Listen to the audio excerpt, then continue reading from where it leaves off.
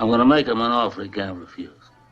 And this is an episode you cannot refuse. Yes, ladies and gentlemen, this is the Gangster Film episode. Special, as in, we have a special interview. The one and only Michael Francis on the episode. I know I've been saying it for weeks, and this is the week we recorded our interview. You'll hear it later. It is very good. We talked some, fun stuff about mob movies, but we also talked about stuff about the mob itself. I figure who better to talk on the gangster film than somebody who is in that life. But they would refer to his life as the mafia. Gangsters more of like 20s, 30s is the way they handle everything. And he'll tell you a lot of fun stuff and dispel a lot of myths, so it's going to be really good. And like I did advertise on all these weeks leading up to it, is you'll hear some cursing and the ranting, the comments, and the exit. Maybe. But as far as the interview goes, no foul language. I wanted to be nice and respectful for our guest, and that's what we got. But going in, we're going to start with a little ranting right away. I happened to see on Instagram, there's a actress on Instagram who say she's a kind of an outspoken liberal a bit. She did have, if everybody comments, what does she know about Second Amendment or gun violence? She lost a relative to gun violence, to one of these mass shootings over the years. So if she has the right to speak about it, I think she does have the fucking right. Kind of like when you hear me get angry about COVID, I have the right because I had a couple relatives I believe had it or came close to it. One of them being a very little girl too. So I have every, and then of course my uncle Terry and my friend Amber, of course. So like I have right to be angry about that. So and when you idiots want to complain, what the fuck do you know? That's how I fucking know. Well, this is an actress I've seen her over the years and stuff. I always had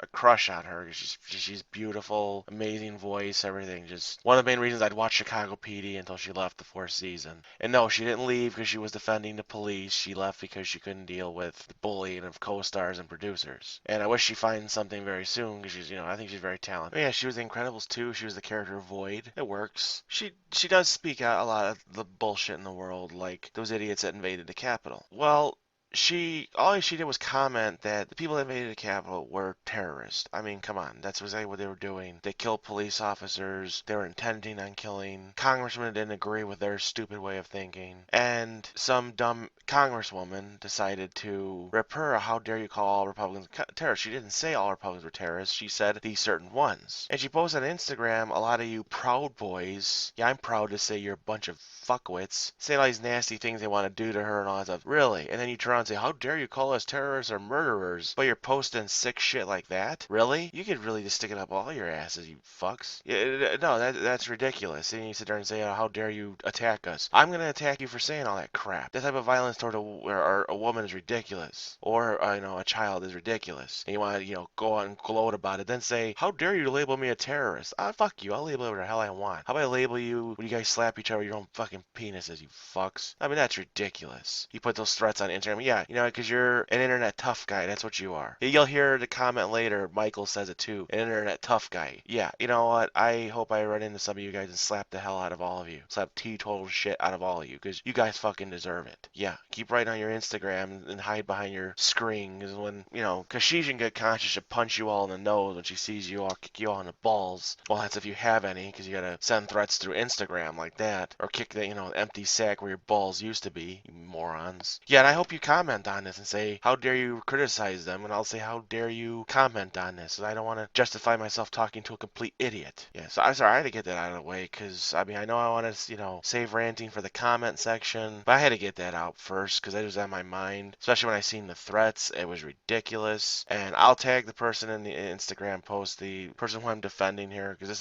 this is ridiculous. I don't side with any political party. I don't, choose a side or choose a lane. I stay right in the middle because I call bullshit on both sides. But stuff like that is stupid. Like I've called bullshit on Antifa before or liberals before. But I'll call bullshit on conservatives, and this is total bullshit. What they did to Capitol was terrorism. Those people were terrorists. Yes, they were influenced by chicken shit, but still, for a stupid congresswoman to get some people riled up and say crap like that, you and right fart and her followers, that idiot Green, I should bang both your heads together. It's not going to do anything. It'd be a hollow noise because you have no brains in your skull, doofuses. Alright, go into the comment section, and I do appreciate the positive ones, like, they love the guests on the show. They couldn't wait for this episode with Michael Francis. It's a good interview, so it's worth the wait. Want to hear more, and Oh, they're excited. They're getting the Batman episode soon. It's coming. It's gonna happen very soon. Like I said, these people aren't imaginary. They're just busy. But no, it's And to start off, I have some very happy news. I'm on the path to another black belt. This time in the martial art Hapkido. I just got my yellow belt the other day, so it's gonna be in motion to get the next one. So it'll be kind of a double black belt in style. So want to get that out of the way. I know this episode's not doesn't do with martial arts, but unless we're talking about Tommy Karate Patera, then yeah, we'll talk about martial arts then, because I was like a martial artist mobster and a psychopath. But yeah, appreciate the comment, and one person, of course, and I always appreciate it and love it when I hear I made people's days. I'm still getting a lot of good people going crazy about the rant I did on the adaptations episode. Oh, and there's one. Oh, I loved your tribute to John Huber, Brody Lee, but what the fuck was with the audio? I just figured out how to play it on a computer and record it, so I was using my phone against the microphone, so that's why it came in like that. So next time something like that happens again, I'm gonna use the computer. So anytime I use a promo, some words, it's gonna sound very legible on the podcast. And I love the Alex Trebek editions. Of course, I had to give a tribute to him. He's a big part of my childhood. And yeah, I'm gonna get back to doing tributes later, because there's people I forgot to mention, and like the whole tributes episode, people did comment they liked that I used people from years before. Of course, I'm big fans. You know, I mean, of course, River I had to, because the River's special to me because of me trying to do the movie, and I'm hoping it will happen this year. Even if I have to find somebody that loves River and buy the script, hey, that's what I gotta go with. Well, and yeah, good thing we're speaking on COVID. Fuck those. Yeah, exactly. Fuck these dumb anti-mask idiots, anti-vaccine idiots. Yeah, they are keeping with this shit going. Just go on an island somewhere. Yeah, exactly. Go there and just let them, herd themselves off. I don't give a fuck. Let the world go back to normal, for fuck's sake. And yeah, exactly. These positive comments are good. I'm glad y'all love it, and I'm keeping this going. These next couple weeks is the first time in forever I'll have consecutive episodes. The next episode after this will be the story of Canon Films' attempt at making Spider-Man into a movie. And I'll go a little bit into James Cameron's attempt at making Spider-Man into a film as well. Like, everybody remembers the infamous teaser poster of half Leo, half Spider-Man mask. That'll be next week's episode. Have some good rants on there. This episode will try to be a little subdued, but I had to get that rant out of the way for that, stupid morons who harassed Sophia Bush, that's her name, and I'll tag her in the ad for this, because that was ridiculous. The bullshit they had to say like that. Negative comments. Oh, man, my friend and family had COVID. Did you get COVID? No. Live life. Yeah, God bless. No. No. How about God bless my friends, you fuck? God bless Trump. For what? For what, you dumbass? What, God bless him for what? Let me guess, you say God bless Marjorie Green too, you fucking idiot. You know what? Yeah, you kind of deserve this. Yeah, you deserve that, stupid idiot. You slap right in the face and in the head. Yeah, don't write stupid comments like that. If you want to criticize what I'm talking about, or say I'm wrong, or what do you feel, why didn't you feel about this? Fine. Alright, what's the next one? Oh god, can you guys stop with the anti-Trump bandwagon? At least they're not focusing their issues on solar panels and their lasers to start forest fires. Oh my goodness. Sorry. Dumbass! You deserve that. And the idiot before with, cry about COVID and anti-mask this. Y'all deserve that. That's like what I think about your stupid shit, and I show disrespect for you for that. I'm not even a dignified response. The dumbass was enough. God, this is too stupid for me to even. Ugh. Next one. Why the differing opinions on video game? That's just how it turned out. I mean, I thought they might be saying the same stuff. They end up saying differing stuff. But hey, it's good to have, multi-looks at certain things. Really? Oh, is Amber so judgmental about book adaptations? We made her the book professor. Really? Yeah, come the fuck on. Because I bet if you're a reader, you're critical of adaptations too. Shut up, stupid idiot. Yeah, your interviews sound stilted. It's called editing, because there's times where audios have issues or people are stumped. I cut it out so we have a nice, clear, crisp interview. Sometimes it comes out stilted. That's my fault. I know you're probably referring to the robotic Nate thing. Man, I'm real burpy today.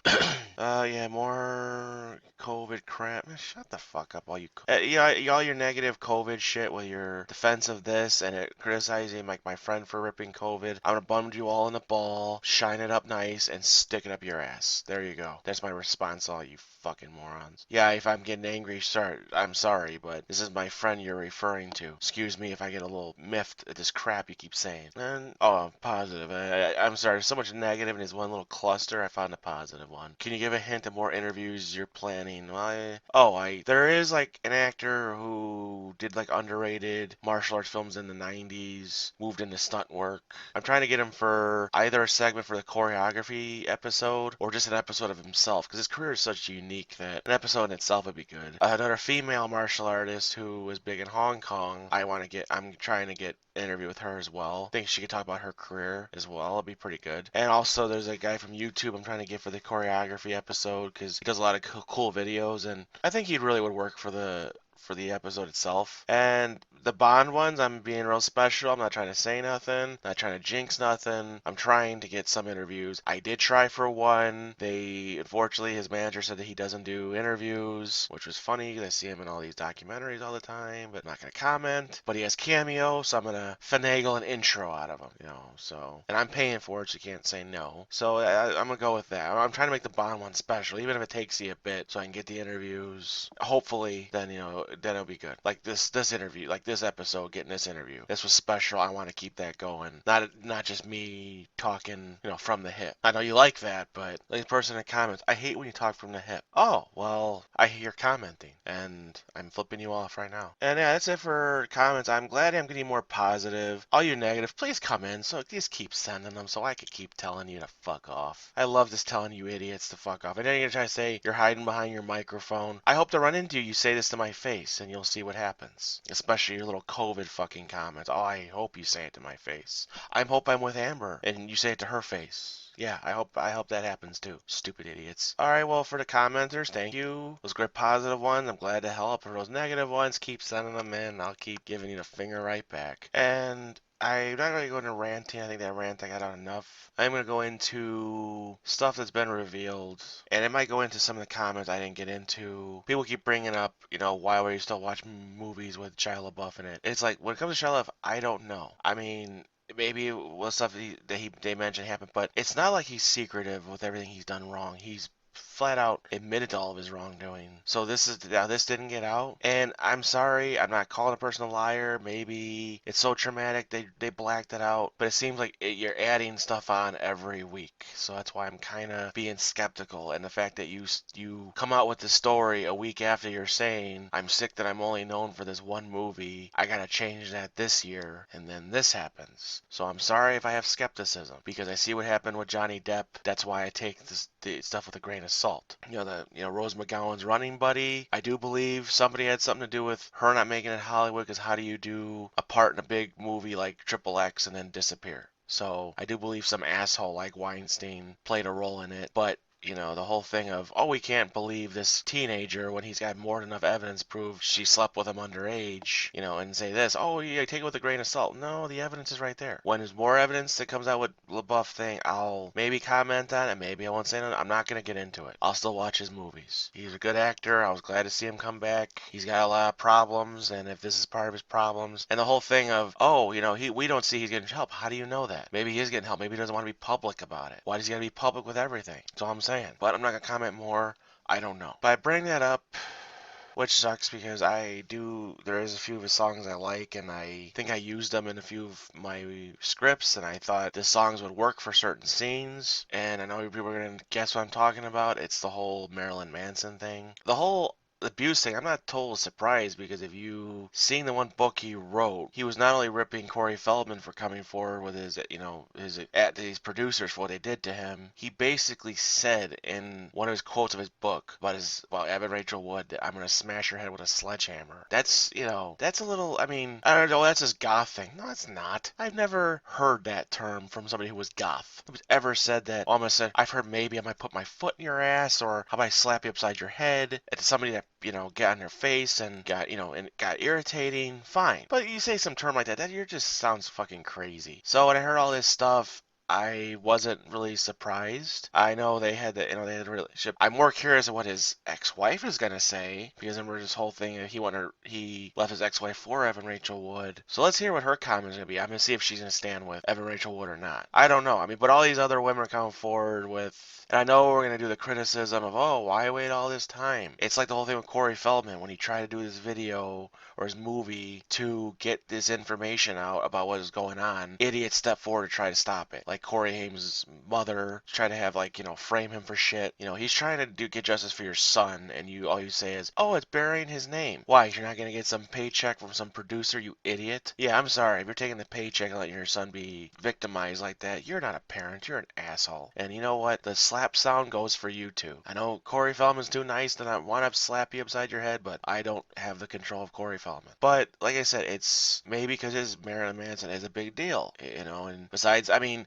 he might not be the top star music wise now, but he's getting into films. He's getting more of a high profile. So you can see where it's kind of hard. And because of everything coming out with the Me Too movement and then the hypocritical shit that went along with it, that's where people were kind of looking at it like, oh, great, what now? Like the whole thing with Johnny Depp. This is why everybody takes these stuff with a grain of salt. But yeah, I wasn't really surprised when I heard this whole thing was a relationship was abusive because he basically said, I want to kill her with a sledgehammer. That's very specific, so I'm not gonna comment too much in it. I am a little pissed off because I do like certain songs and I may listen to them, I may not. That's my prerogative. That song Rooftops from '06, I'm so mad because I love that song and it was so great to listen to, and just the part Scream Your Heart Out, I love that part. I can't even listen to that song and I'm so angry I can't because I love it, but it's sung by a child molester. That shit sickens me to no end. Like the shit with Kevin Spacey, I'll still try to watch movies even though he's in it, and there'll still be parts where I'm like, I'm not watching American Beauty, fuck no. LA Confidential, The Negotiator, Usual Suspects, fine, but some other stuff where he's got to be very perverted, everything, no, sorry. But yeah, getting back to the whole thing, I am a fan of Evan Rachel Wood, especially her work on Westworld. I didn't really agree that she went after Rami Malek about him winning an Oscar for Bohemian Rhapsody, when really he was cast before Bryan Singer was involved, and he took a lot of Bryan Singer's punishment for no reason because Bryan Singer did not want him on the movie at all. And a good chunk of that movie he worked with Dexter Fletcher. He only gave thanks to Dexter Fletcher. He said no thanks to Bryan Singer. So to criticize him because he won Best Actor, I didn't like that. To criticize, yeah, the movie won all these awards because it had his history, fine. But to criticize a guy who had nothing to do with the making of the film, that's kind of, I didn't like that. But saying that, I'm sorry you had to deal with this issue. I know when I heard you say on that Congress about the abusive relationship, I kind of had the idea it was Marilyn Manson. I mean, I kind of started hinting that it could have been your ex-husband from Turn, Jamie Bell, but I kept thinking in my head, like, no, because they're not together, but she does speak kind of highly of him, and I mean, besides other than being a father of your child, but I had that feeling it was Marilyn Manson of it. It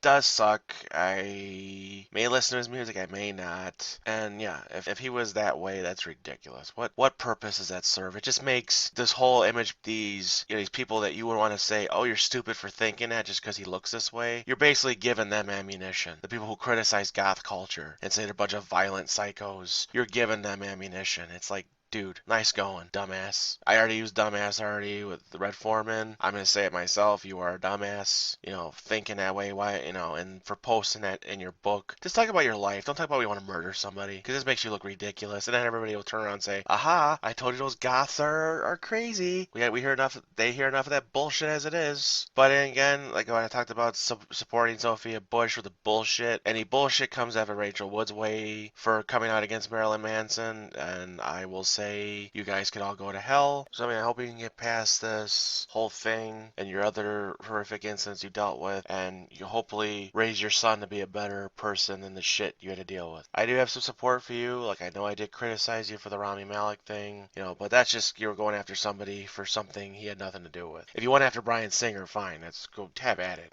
That fucking idiot. But no, coming forward about this and the issue and the other issue I'm not gonna go into because it's not right. I'm supportive. I hope you get by, and I'm very sure you'll teach your son to not be like these assholes over here. That's kind of like the rant for today. I mean, I know I went into rant against these dumb fucking idiots. I'm sorry. If you want to be that abusive or being that fucking weird with people, just go away. You know what? Go with Trump on his spaceship with the anti-vaxxers and the dumb terrorists like Ted Cruz and Holly and Green, and go to another planet. Or you know what? Burn up in the atmosphere for all I give a fuck. Yeah, that's my spiel on it. I know people might criticize me what I have to say about this, or they might criticize me for defending the Rami Malek thing. But that's all I think. If you're in a movie and a director comes on and you have no idea about these accusations until the movie's over and they're giving you shit for it, I'd say screw you. Well, on to the crux of the matter. It's an interview. I booked. It's been weeks in the making. Finally got it done. It's excellent. Here is the interview with Mr. Michael Francis. Let's take it away. Hello, Oh, hello. Jeremy. Yes, how are you doing? How are you, Mr. Francis? I'm good. How you doing? Cool. Would you prefer Mr. Francis? Would you like me to call you Michael for the interview? Oh, call me Mike. Michael is fine.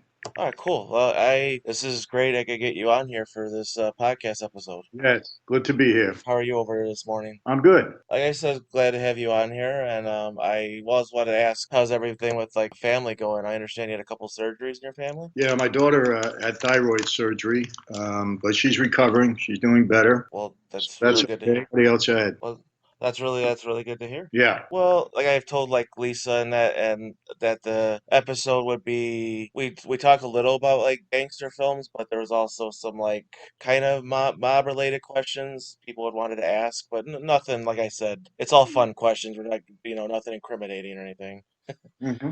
I'm not gonna be like trying to do Frost Nixon, trying to get you to admit stuff. It's like, no, I'm not doing that. Whatever you say. That's good. Well, I ask because I know the mob movie Mondays are always the best. I love those. And we wanted to ask, like, when it comes to the mob movie questions, like, what are some of your favorites? Favorite movies? Yes. Well, I mean, Goodfellas, obviously. I mean, I really enjoyed that film. I mean, I think everybody did. It was one of the best classics. Yeah, I mean, that was one of the classics, one of the great ones. I always say I love the Gotti movie. It was done by HBO with Armand Assante. I thought that was brilliantly done and very, very accurate, but it was just so well done. And, obviously, Donnie Brasco, another great film. Casino is another great film. I mean, so there was so many of them, there really was. So many that was just so good. That's good. Well, you got into the mafia. Did you ever watch mob movies with a more critical eye, like to see is this real or do they do it right or stuff like that? I always watch them that way. Authenticity means a lot to me. And if they're not authentic, if the actor dialogue isn't great, if the actors' movements aren't great, the way they carry themselves, and that, that's a turnoff to me. And I can spot it immediately, obviously. Of course, and yeah, and I of course love the story of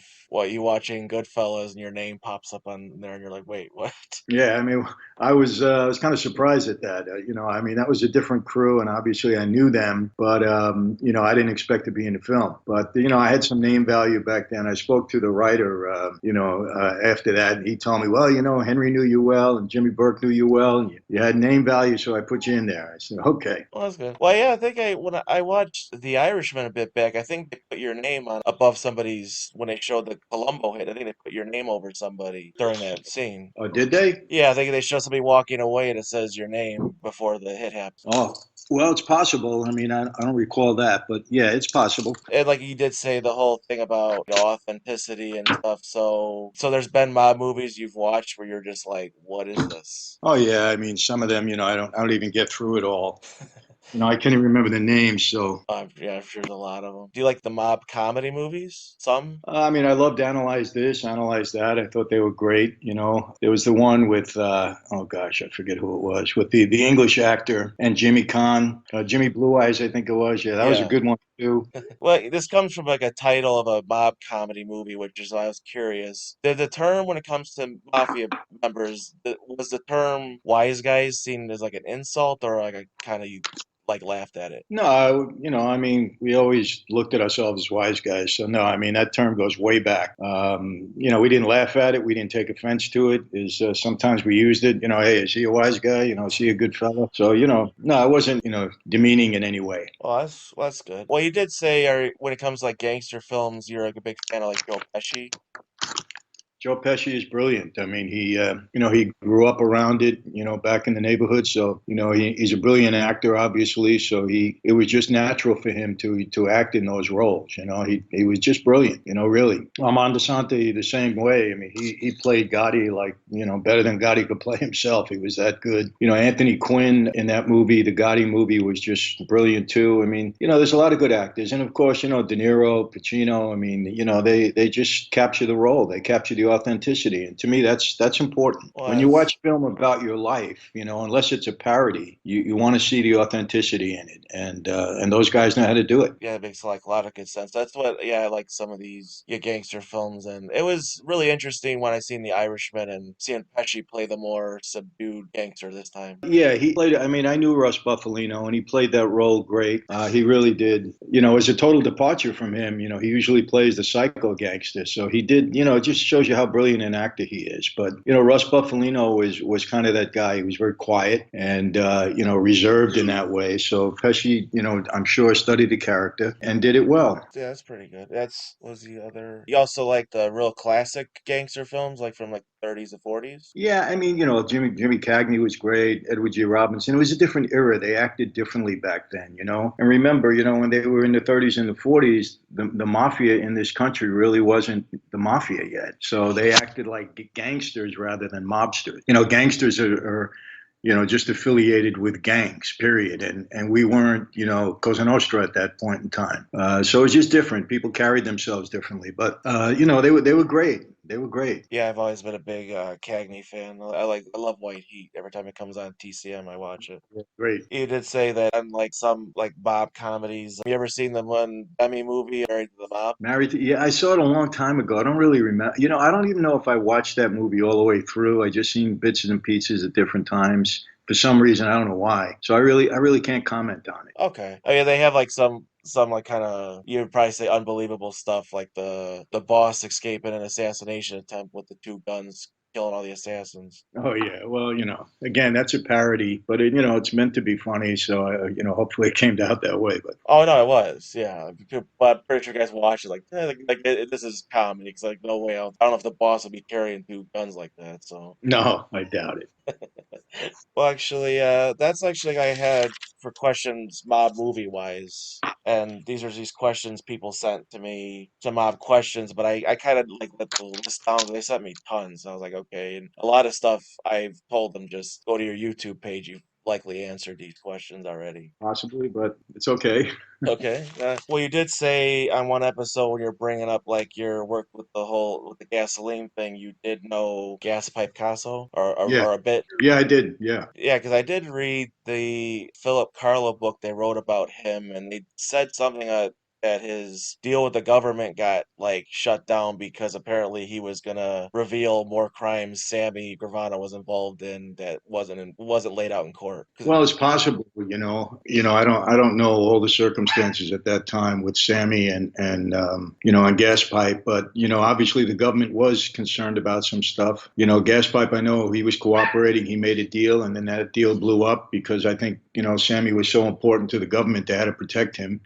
Oh Who knows how the government operations go? You just never know. yeah, yeah they did have some quote that he wrote apparently at Casso or somebody said that deal with the government was more treacherous than dealing with the mob. Well, yeah, I mean, look, the government is not easy. They extort you, they hold things over your head, they threaten you. I mean, it's not easy to deal with them, and they got all the power. They try to get what they want out of you, and look, I mean, we see what's going on today in government. I mean, this is not it's not what people think it is. They're not, just fine, upstanding people that are just trying to do a good job all the time. They'll use the power that they have. They really will. And you did say you've had dealings with John Gotti before and stuff. Oh yeah, yeah. Oh, I knew John pretty well. We had a couple of business dealings between us, and then I knew him socially. Obviously, knew his family. So yeah, I mean, we had a relationship. Sometimes we had issues, and other times it was great. what was like the talk of him and your family when he became boss? Was it like this guy's too much, or was like he's okay? Well, look, there wasn't a lot of goodwill towards John from the other families. I mean, I know my boss Persico at the time didn't like him. Chin Gigante didn't like him. Nobody likes when somebody makes a move like that on a boss.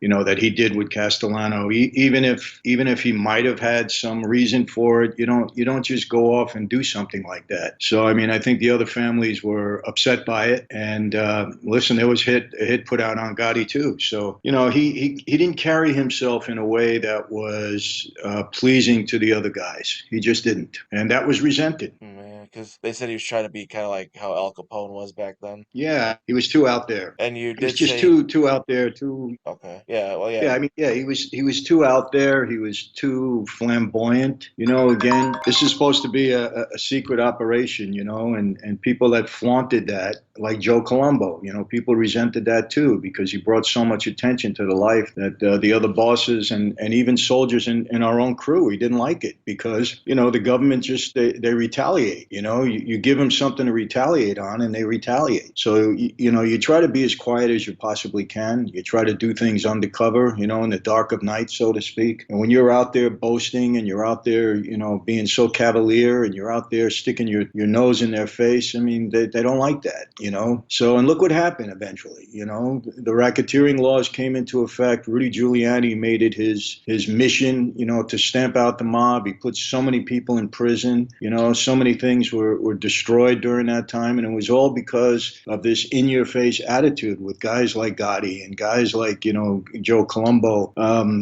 You just can't do that. When you're involved in criminal activity, the last thing you want to do is bring it to the attention of law enforcement and stick your nose in their face. It's all it's going to do is incite them. They've got all the laws. They've got all the weapons. They've got everything to fight you. People think that the defendants have it all, that, in this country, we don't. I mean, there are so many laws. There's so many weapons in the government's and law enforcement's artillery, especially on the federal level to come after you. You don't have a chance. Why do you think the conviction rate is 95, 96%? Most of these cases don't even go to trial because you can't win, You know how much it costs to fight a federal case, a big racketeering case, and if you don't have the means to fight, you don't even have a chance, believe me. So the last thing you want to do is thumb your nose in the face of somebody that's stronger than you, has more weapons than you, has more money than you. And when you do that, you're just asking for a lot of trouble. And the proof is what happened. right. You actually knew Sammy Gravano too? Oh yeah, yeah. I didn't know him well, but we all knew each other. When you were as outgoing as I was, and I was very active.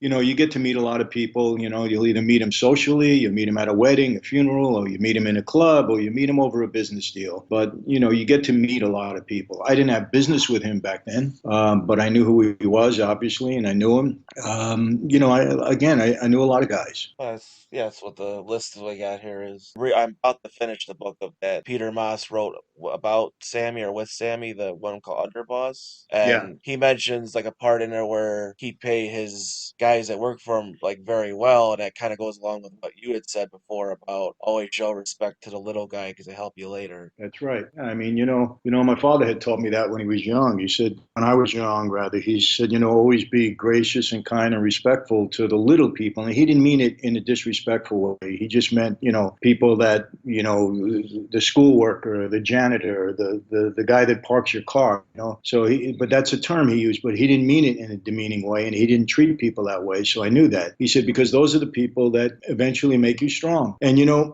I learned something one day. I learned something that really hit home for me. I went to trial 5 times, and 5 times I stood in front of a jury, and each time it was serious. Each time, had I been convicted, I could have went away for a long time. One time for the rest of my life. And I just looked at that jury panel and I said, here I am, big tough mob guy. I got a jet plane, a helicopter, 300 guys under me, that would shoot to kill if I told them to. And I'm standing in front of 12 people, 12 normal, average people, a school teacher, a janitor, person that works a cashier. And these 12 people have total control over my life right now. If I don't hear the word not, these 12 people are going to put me away for maybe the rest of my life. And it's very humbling, and you start to realize that when you think you're above everybody else and you think that you have more power than anybody else, it could end up being a very rude awakening for you. And that made me realize that, we're no better than anyone else. There's always somebody stronger than you. There's always somebody bigger than you. There's always somebody that can take you down. And it's very humbling. And it's very humbling being in prison. I spent, almost 8 years in prison. I spent 3 years practically in solitary, and with a prison guard that was 20 years younger than me, telling me what to do, feeding me, giving me a phone call when I need one. So what power do you have? And the same happened to John Gotti, and the same happened to all the bosses of all the families that were so powerful on the outside. So when people think that they're above the law, when they're above everybody else, you can get a very rude awakening. Very rude awakening. Okay. Yeah. Well, that's okay. Well, I know that's really good to know. I always do the same thing. I always like to treat everybody with respect, like especially these essential workers out here today. Well, it's a good way to be. Humility is a tremendous quality in people. It really is, to realize that who you are and how fragile and delicate life can be. Humility is important no matter how, and it's very attractive. When you see people in power that are humble, to me, it's very attractive. I'm attracted to those, to the integrity of those people, to the charisma of those people. So, I try to carry myself that way as best I could because I believe in it. Well, that's good. Yeah, so you mentioned earlier, on some YouTube, and what I think it was also the Goodfellas comment story was how the guys had like nicknames, but did a lot of those mobsters like those nicknames? Well, yes and no. I mean, Chin Gigante, you didn't like the name Chin, Fat Tony, you didn't want to call him Fat Tony. He didn't like that, but he was known for that. So some people didn't care, and other people did care. It all depends on the name, I guess. Yeah, Tony and said, "Hey, Fat Tony, how are you?" yeah, that was the one I really wanted to know. Did you really like being called Fat Tony? No. Okay, well And that's it wasn't a very original name. He was just on the heavy side, and he was short and kind of, stumpy in that way. So they called him Fat Tony. well, not to his face. No, not to his face. Because it'd be one of those moments you leave, he's gonna point to somebody and point to the guy, and it's like, uh-oh. Yeah, you don't want to do that. So you did meet Big Paul Castellano before, or Paul Castellano? Yeah, I met Paul several times. I actually had an issue with him early on in my, mob career, I would say.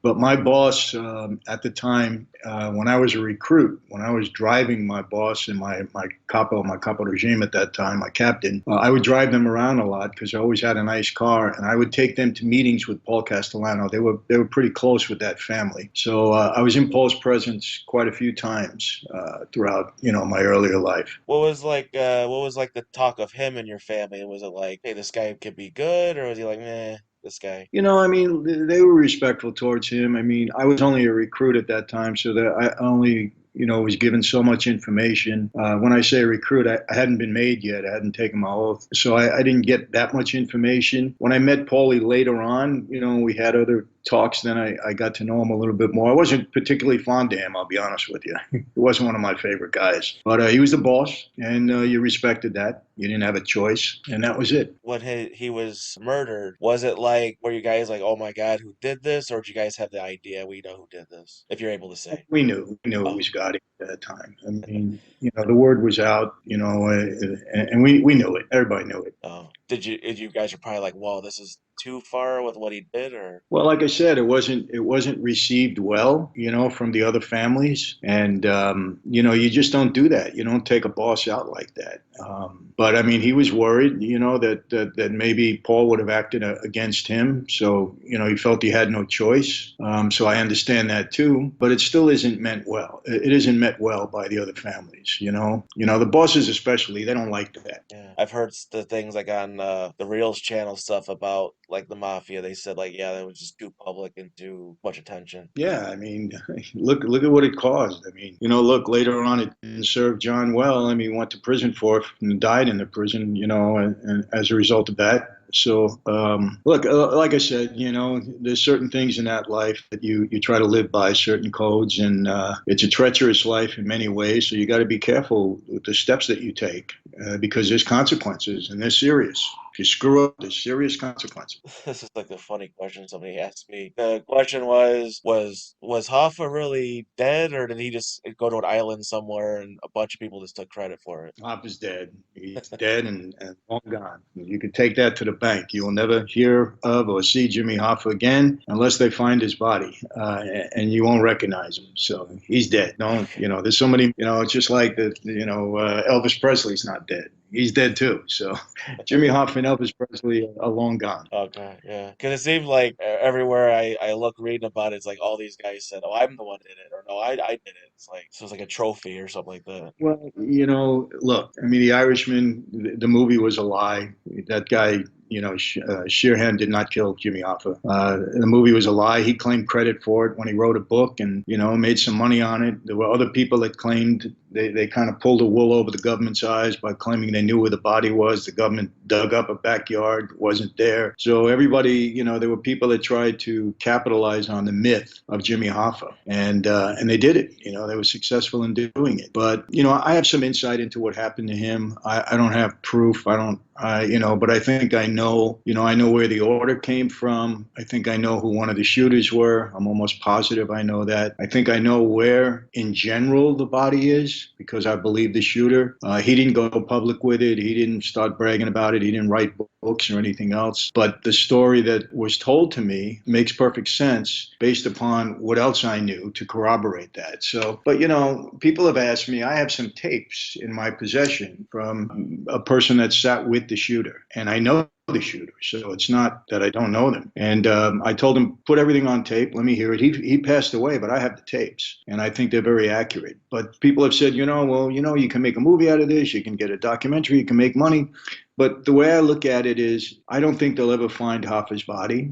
And if you can't find Hoffa's body, no matter what story you tell, what's the difference? The end result is, if I can lead you to the body and you can dig up those bones and do a DNA, and yeah, that's Jimmy Hoffa, well, then you have a story. If you can't do that, then what's the sense? It's just another person with another theory that can't be proven. I'm not looking to capitalize on that. No, of course. I even said, I don't want to be I'm not doing the incriminating interview.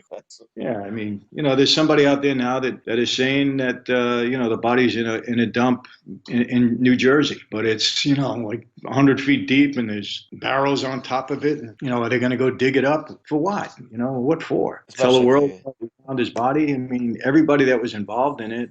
I mean, what are you proving at this point? yeah, I don't know. exactly. But I got to say, I mean, it's probably one of the most intriguing murder stories ever. I mean, there's still so much interest in it, even up till this point, all these years later. So something about it. Hmm. Yeah. You even said from watching the movie and the book that it was not Sheeran who killed Joe Gallo. Absolutely not. I mean, that was my family, my crew. That Sheehan was anywhere near that. That was just totally made up. And you know what? It's been debunked. It's been proven to be false. He just capitalized on that. And the guys in the movie, look, they made a good movie, but don't say that it was true. Oh, Don't say it was true. That's all I'm saying. The movie doesn't have to be true to be entertaining.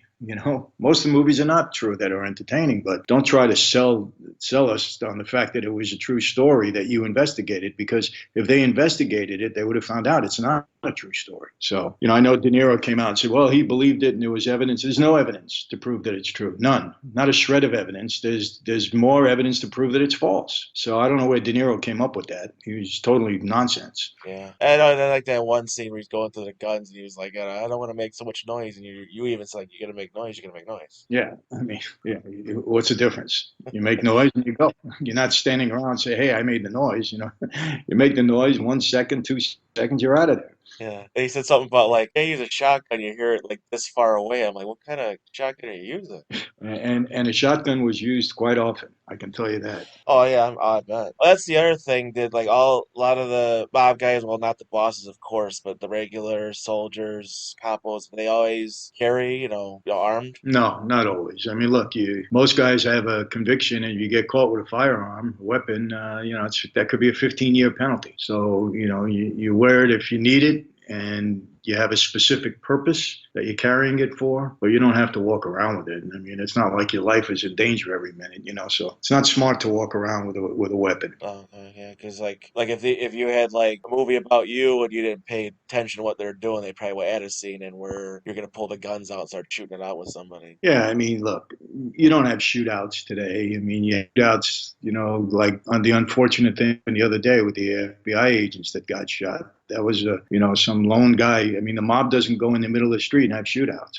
You haven't seen that since the 40s, I think. It just doesn't happen. Mob hits are planned and they're done in a certain way, and you're not trying to have a war in the middle of the street. I mean, that's ridiculous. You can't point to anything in recent history in the last 60, 70 years where that happened. And you did say, well, he was part of the same family. You did know a little bit of with Greg Scarpa. Yeah, I mean, Greg was my family, you know. So I knew him quite a bit. I mean, I was in his presence for years. You know, he wasn't one of my favorite guys, but I knew him. I got along with him, and we didn't know that he was an informant all those years. He was playing both sides. You know, it was kind of shocking when we found that out, because he was a tough guy. There's no doubt about that. But, you know, that's the danger you have when you're involved in that life. You know, you don't know who to trust. And that's a perfect example. You know, another guy, Willie Boy Johnson, Gotti's crew, somebody I knew well. I was Shylocking him money, you know, giving him money to put out on the street. We find out he's an informant for 20 years or so. So who else? You know, who else? We don't know. You know, sometimes they're confidential. You never find out. But that's why that life is tough, man. You gotta be very, very careful. Well, I guess we say Scarpa's one of those guys that, like, if you seen him coming down the street at night, you'd be like, uh-oh. Well, if you knew him, yeah. I mean, you know, he was, you know, look, there was some guys that, how could I put it, that at least on the outside, they appeared to not be bothered by or almost enjoy the violence. You know, guys like Scarpa, Roy DeMeo, you know, okay, that's what I want to do kind of guy. And there's other guys that, you know, listen, it's part of the life. We understand it. We're given an order. We have to do it, but it's not something we want to engage in. Not everybody in that life wanted to be a killer, wanted to be a thug, wanted to go out and do that work. But if we had to do it, you have to do it. So, you know, people find their slots in that life. So being that, you know, DeMeo was a guy that, hey, I'm ready to do this. Well, he was given more work than anybody else, you know, and the same with Scarpa. Okay, yeah, I'm a killer, so just tell me who you want me to kill. You know, that type of guy. Where others, all right, listen, if I'm given an order, I'm going to do it, and I'm going to do it well. But, you know, I'm not the first guy hopefully you're going to turn to. It was that kind of a thing. You know, and look, I can talk. I'm myself in that category. I mean, you know, I was interested in, I was more of a racketeer. I want to make money for the life. I want to, you know, because look, that life doesn't survive without money. You got to have both people. You got to have the guy on the street that can do the business, to take care of the rough stuff, and you got to have the racketeer that can bring in the money, make the deals, make the family strong, make the political connections, and do what you need to do, you know, to really become a force in that life. You don't become a force by killing people. Become a force by making money, by getting political help, by, you know, invading unions, by, you know, getting into business. That's how that life grew. It didn't grow big by killing people. You know, Prohibition is a perfect example. Prohibition is what made the mob in America. It gave us an opportunity. The government gave us an opportunity to provide to the public something they desperately did, but they couldn't get. And so we capitalized on that. We made hundreds of millions of dollars. That's what started to make the life strong. That's where Luciano and Meyer Lansky and all those guys, they made money out of Prohibition. And then gambling. Gambling, another thing. Everybody wants to gamble. Why do you think it's legal now? It used to be a crime where the mob capitalized on it because people wanted it. They weren't hurting anybody but themselves. Who else did they hurt? When you gamble and lose money, you hurt yourself. So, but they wanted to do it. So you have gambling, you have alcohol, the same thing with the drug business. People want drugs, you know, so it's these kind of things that gangsters, mobsters know how to take advantage of to give them the money to build an organization. You don't build an organization without money. Okay. That's really, yeah. Well, it's also, maybe when you mentioned the whole, you know, you don't want to use violence or think, but it made me think of the story you said, which started with phrase you hate the most is, do you know who I am? That type of thing. And the guy said Oh, how he could have you come down and, you know, vouch for him. He was talking to you the whole time. yeah. Had no clue who I was, but used my name to tell me he could vouch for him against me. That was him, you know. So it's I hated that. You know who I am. You know, I just hated that because, you know, people use my father's name, they use my name, and it never works out well. So I hated that. Be you, and you know, you don't have to tell people who you are. Just be who you are and act when you need to act. Yeah, because I'm pretty sure that guy thought, uh-oh, when you said who you are. Yeah, let me put it this way, it didn't have a happy ending for him. He just said, hey, I'm this person, and I don't know who you are. And it's like, oh. Yeah. No, I said, well, you know, okay, that makes a big difference now. Let's go and talk, you know? And we had a little more than a talk. There was one guy I had seen his name come up on Reel's channel, and I heard his name mentioned with Greg Scarpa, a guy by the name of Larry Mazza. If I'm saying his name right? Do you know him? Yeah, you know, I don't know Larry well. I know of him. I don't think we've ever met. He came a little bit, you know, later than me. But, you know, look, all of a sudden the mob is becoming popular on YouTube. You know, you got me, you got Sammy, you got guys out there that are claiming they're this and that. And, you know, but I'm going to probably meet Larry I mean, he's reached out through other people to me. So we'll see, you know.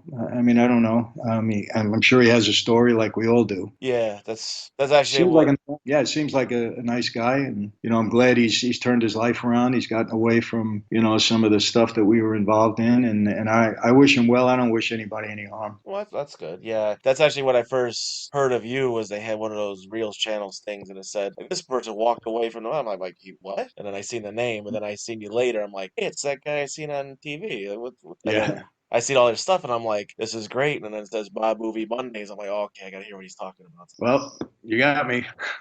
Did you ever have any dealings with like the families outside of New York, like in like Philadelphia or Chicago, that stuff? Yeah, I dealt with Nicky Scarfa. I dealt with him. I dealt with guys in Florida, a little bit in Chicago, certainly out in L.A. You know, with Pete Milano and those guys. So yeah, I dealt with other guys. I knew them. You know, we had some dealings. You know, I got around quite a bit. You know, when I was in the gas business, a lot of people were you know trying to get involved with me in that in some way because the money was so serious and significant. So I met a lot of people as a result. Oh, that's okay. And this is what I got to ask earlier, but you did mention how people when they're turning out to be informants. But what was the kind of was it a shock to you when you heard Sammy turned? Back then, when he first turned, Yeah. I mean, yeah, look, you know, so many guys were turning. I don't know if it was, I don't know if you can call it shocking anymore, but yeah, so many guys were turning. And we knew that was going to be a big problem for John because he and John were very close. And, you know, it just sends a shockwave when you say, well, who's next, you know, and who else is out there? You know, you just realize that the government was winning a battle against us by creating, you know, such difficult situations for people that caused them to turn, you know. And, you know, I know a lot of people, you know, they throw the term rat around but you know until you lived in somebody else's shoes you know you got a lot of internet warriors and tough guys out there. You're a rat, you know, these are guys that never even you know busted a grape, you know, that if they were ever put in a situation they don't know how they would react, but everybody loves to use the term rat, and I get it, you know, it's a common term in America or wherever, but people have different reasons for doing it, different things. I'm not justifying it, but neither am I going to condemn anybody for it. I've lived that life and I know the circumstances. I know what people are faced with. I know there's a lot of treachery. There's a lot of backstabbing. So who knows, you know? Sammy in his life feels justified for what he did. I feel justified for walking away, you know? And look, I talked to the government. I did. You know, my thing was I just put anybody in prison, but I had to make the government understand, you know, I was high profile that, look, I'm out. I'm done. I'm out. I want to live my life. I got a wife. I got children. I want to live my life. I'm not going back. And that's it. But neither did I want to hurt anybody. I wasn't out to put people in prison. I don't think anybody's out to do that unless they're upset and they want revenge for some reason. Maybe Sammy felt that Johnny really, you know, screwed him and he said, no, I'm not going to take that. You know, I'm not in Sam's head. I don't know what he did, but I'm not going to condemn it at all. Look, I met with him. Sammy's a good guy, you know, in my view. So, I mean, and people may say, oh, you're kidding, but no. I mean, people can say that about me. You know, I'm not a good guy. But, you know, the term, until you've walked in somebody else's shoes, you shouldn't really make comments about it. You know, that's how I feel. Yeah, and I know you also said like you said good things about Joe Pistone, aka Donnie Brasco as well. Well, listen, you know, Donnie Brasco, Joe Pistone, I've met him several times since. I happen to like him. He was an FBI undercover agent doing his job. From what I know, he didn't frame anybody. He didn't fabricate information. He was doing his job. He was on the right side of the law and he was doing his job. So, yes, of course, in the mob, well, he's a rat. He's this. He's not a rat. He's an FBI agent doing his job, you know. Look, we understood the FBI, law enforcement, they're on one side. We were on the other. Their job was to put us in prison or to arrest us. That was their job. And we understood that. All we said is don't frame us. Don't fabricate information. Don't bother our families. Come after us one-on-one. If you win, you win. And I think that's Joe Pistone's deal. You know, he did his job. He obviously did it very well. I mean, he was an FBI agent undercover and met with everybody. So he did his job very effectively. So how are you going to get mad? Oh, so It was our mistake by letting him in. You know, it was Sonny Black's mistake. It was Lefty Ruggiero's mistake. They should have did so undercover agent. I had an undercover agent operation around me for almost a year. An undercover FBI agent that had 83 tape recordings on me. 83. Never enough to put me away. Never enough to indict me. But how can I get mad at him? He was an FBI agent. I let him into my, in close with me.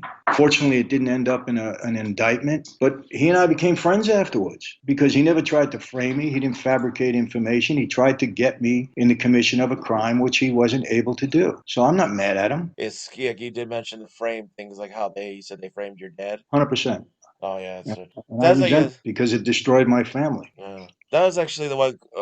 I have a couple like small questions, and that'd be it. But one of the Okay. questions would be: there's like somebody had commented on a conspiracy theory about Robert Kennedy having Marilyn Monroe killed, and I was curious, did your dad ever say anything like about that? Well, listen, there's theories about that, but again, nobody knows the truth. Look, I was around to hear a lot of mob scuttlebutt about different things, and I never heard the mob being involved in Marilyn Monroe's death in any way. And yeah, there's theories about Kennedy, but from our street side, we don't know. Nobody knew. Okay. And do you ever, because I know Philip Carlo did a book about him as well, and he had his interviews on HBO. Do you ever hear of the guy called the Iceman? Sure, yeah, I heard of him, and I think the movie was greatly exaggerated. I'm sure Roy DeMeo knew him, might have used him in certain ways, but highly exaggerated. That I know for a fact. And yeah, that's pretty much it. Like a lot of stuff. Like I said, there's questions I had, but like you've answered them like a lot on your YouTube, which I'll tell people you should go to your YouTube and definitely check your stuff out. Appreciate that. And like it's basically search up your name and subscribe on YouTube. Yeah, I mean, I'm on there. Just put my name in, and all the YouTube, it'll come up. And we do our Mob Movie Mondays. I'm almost every Monday. I'll usually post twice a week, sometimes 3 times a week. But I'm also going to be starting a podcast in the next month. And basically, I think the first series will be my dad's story, 1960s with Sonny Francis, and the family dynamic, the 3 trials that he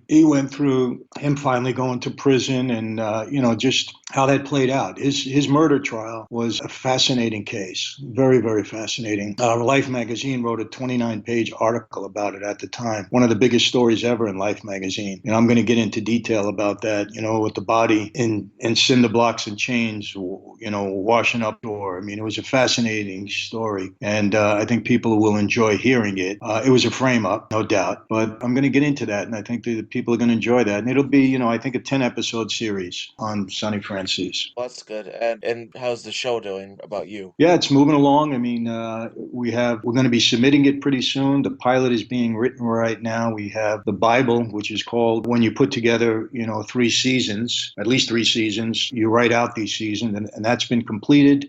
I have a tremendous production company behind me, a brilliant writer, director, and they'll be casting it soon, at least putting the main character in my role, and then we'll move forward with it. So I would say, towards the middle part of this year, we should hear a lot about it. All right, cool. Still have a big say in the casting. Well, I think I will.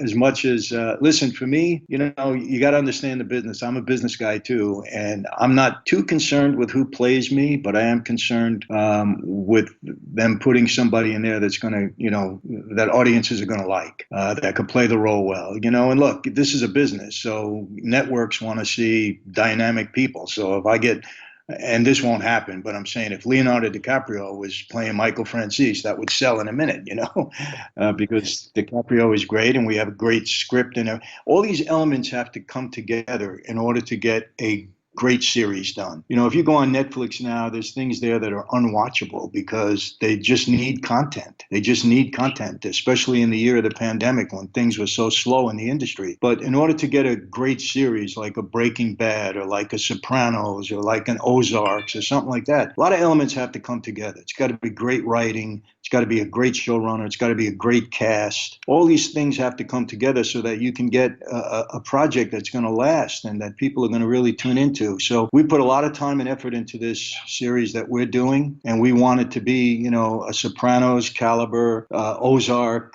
Breaking Bad caliber show, and that's what we're going to deliver. Well, that's good. I can't wait to hear about it. Definitely can't wait to see it. Well, it's exciting. I mean, look, I waited 20 years. I've been approached so much, from so many people to do a movie on my life and all this stuff. And I finally think that, the right team came around with the ability to get it done the right way. And so I went forward with it, and we'll see what happens. And yeah, I have your book on my Amazon wish list to buy, so I'm gonna check it out too. Great. Well, I appreciate that. Definitely. And yeah, are you gonna check out the Many Saints of Newark when it comes out? Yeah, oh yeah. I mean, I'll always check the movies out, no doubt. I mean, believe it or not, I've not watched the entire Soprano, 7 or 8 seasons or 86 episodes, whatever it was, But I did a review of the season one, and just realized how brilliant it was. It was just brilliantly done. And look, that series opened the door for all the brilliant series that followed.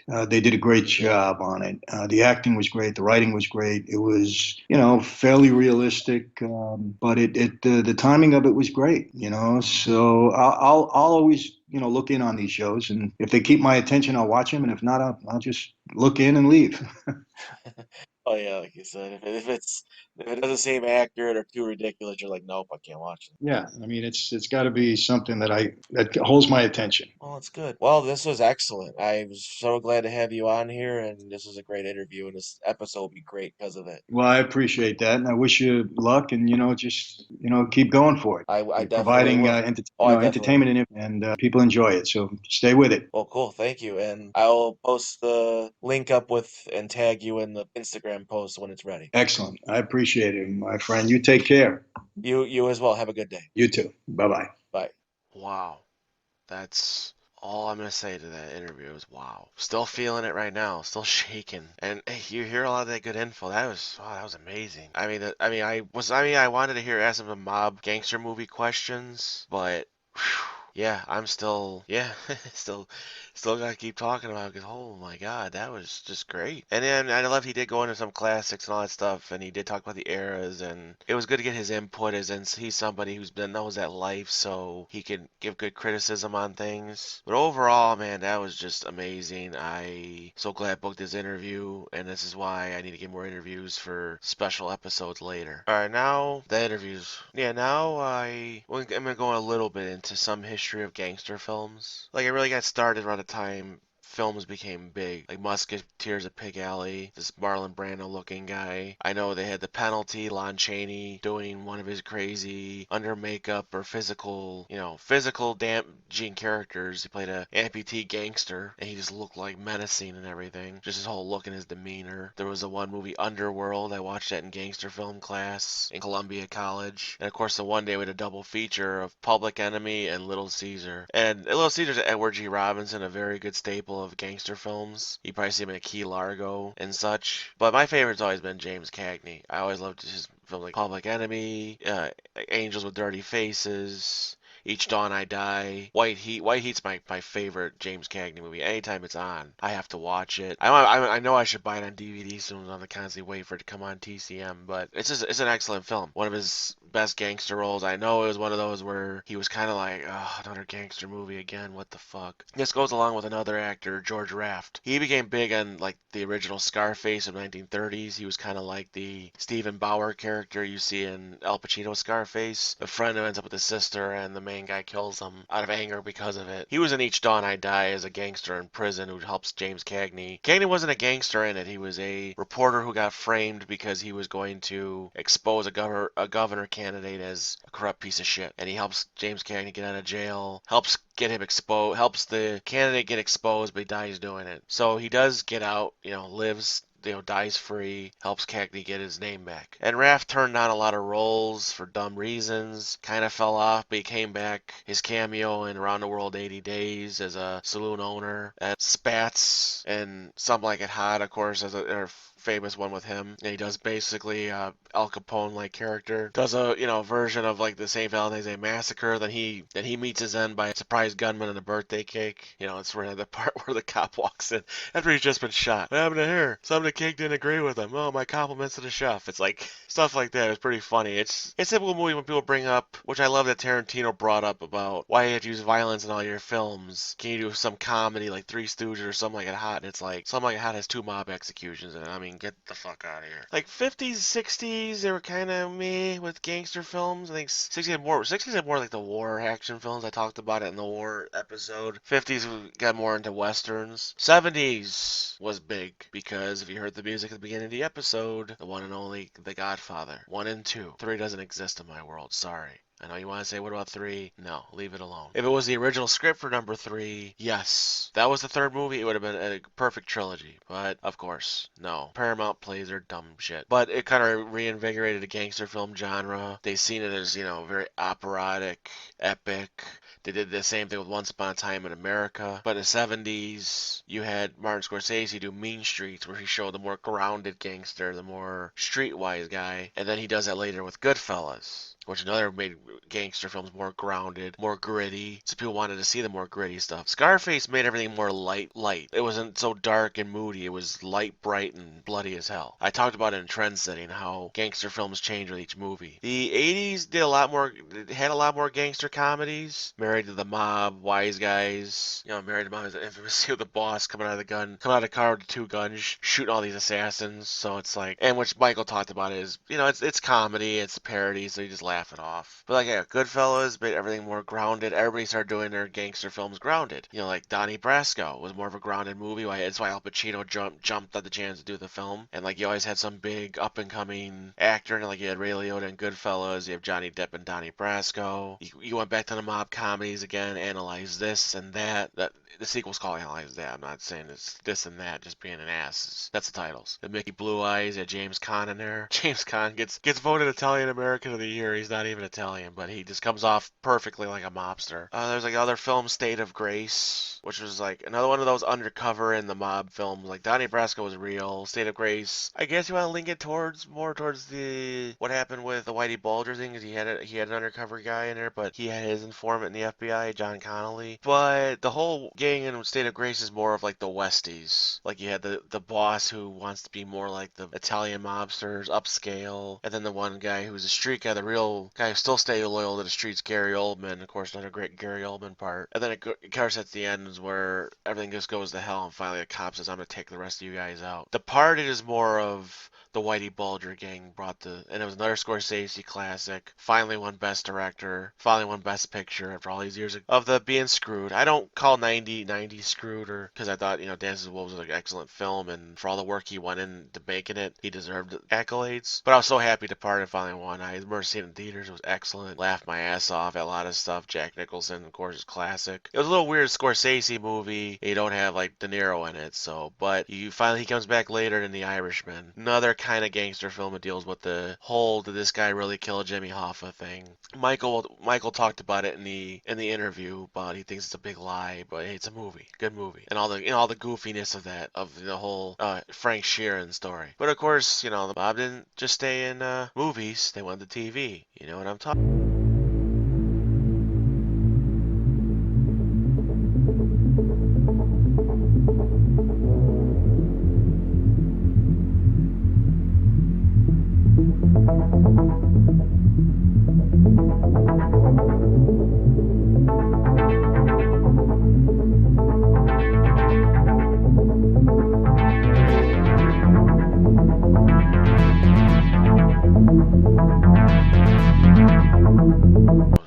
Always a great legendary James Gandolfini. And we're getting the prequel later this year with James' son Michael playing young Tony. So it works perfectly. And we get to see the work of his dad and the work of Christopher's dad, the famous Dickie Moltisanti everybody talks about. So it's all genres. It doesn't always stick to movies. You go right to TV. HBO, of course. Showtime did a show about the Irish mob again. Kind of leaning towards the Whitey Bulger thing, as in you have the gangster brother and then a brother that's in the Senate. Like Whitey Bulger's family. His brother was in the Senate. He was a gangster. Fortunately, he had to resign because he was in contact with his brother, and his brother was a fugitive. So, and he didn't inform people he had been in contact. So, it's a no-no. Yeah, it's kind of, nobody's really done too much in, like, gangster film genre. I mean, mainly the British still do it today. Like, Guy Ritchie went back to doing the gangster films again with The Gentleman. Back in '08, he did Rock and Rolla. Of course, the infamous Lock, Stock, Two Smoking Barrels and Snatch. A lot of the London Cockney underworld. You see that a lot in Get Carter, the original one. I know Stallone did Get Carter remake years later with Michael Caine appearing in there. Excuse me, fuck.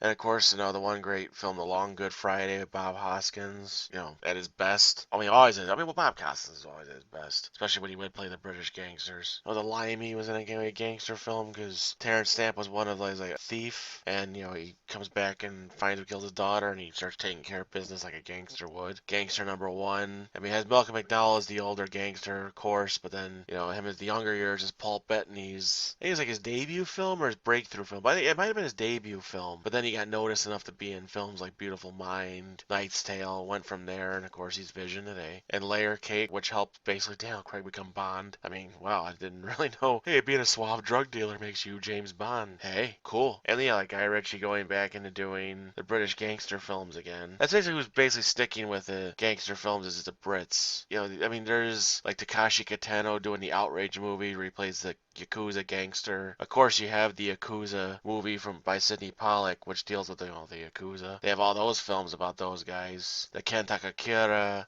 always played the Yakuza gangsters, but then he was the cop in Black Rain who helped Michael Douglas out. And Yusako Matsuda always played the cops fighting the Yakuza in Japan. Played the Yakuza gangster in Black Rain. Unfortunately, that was his big break with Americans, but then that was his last role ever because he died after the film was over. And then you have the games, Yakuza, I know, and of course Tarantino with Reservoir Dogs and Pulp Fiction, their own little crime network there. You can say there was a little crime network and Jackie Brown as well. They made video games of these, of like The Godfather, Godfather 2, of course the Mafia games, and there's a famous YouTube video of Michael playing Mafia 2 and he's probably looking at it like, what is this? And he even brings up the story of the "Do you know who I am" thing, which he hates, and he talks about it in the episode, which is pretty funny. I wanted to hear more, and I got more, which is great. And then you have Mafia 3, which is the guy getting revenge on the Italian mob in New Orleans, and he takes it over with his own crime network, made up with one mobster, Vito, from Mafia 2. And Mafia 1's a typical Depression era gangster, and then when at the end where he takes a whole mob out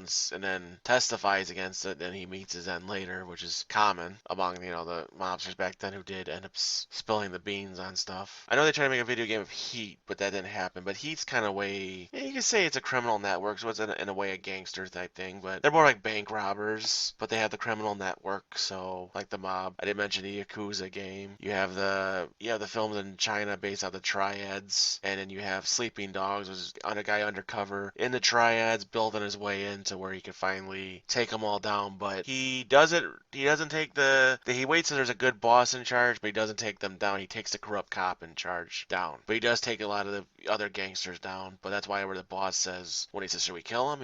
She's like, no. Like, Michael talked about it, like, a lot of the guys undercover, about how he felt about people undercover. They're just doing their job. As long as they did their job and don't frame anybody, hey, just doing their job. Which is funny. You think, in the mob, they're going to kill this guy right away. A lot of, and he'll even give you the realism of it. This is why I thought his interview was special to this episode. Is you see this stuff in the movies and the games, he'll tell you, hey, this is great, or no, this isn't nothing. This is crap. And I'll admit, I do love, like, the Italian mob. I do love the Irish mob stuff, like State of Grace. I want to see a movie about the Westies because I read the book by T.J. English, really good. Yeah, you find a lot of gangster stuff in literature, like Mario Puzo with The Godfather, with Last Don, The Sicilian, and then like T.J. English wrote stuff about the Irish mob, mainly the Westies, or the history of the Irish mob. Hoodlum is another one that deals with the whole Dutch Schultz, against Bumpy Johnson in Harlem, the thing against Lucky Luciano and him meeting his end. Like, it was one of the gangster films that deal with history in a way. He didn't mention it in films he admired, so it might be one of those where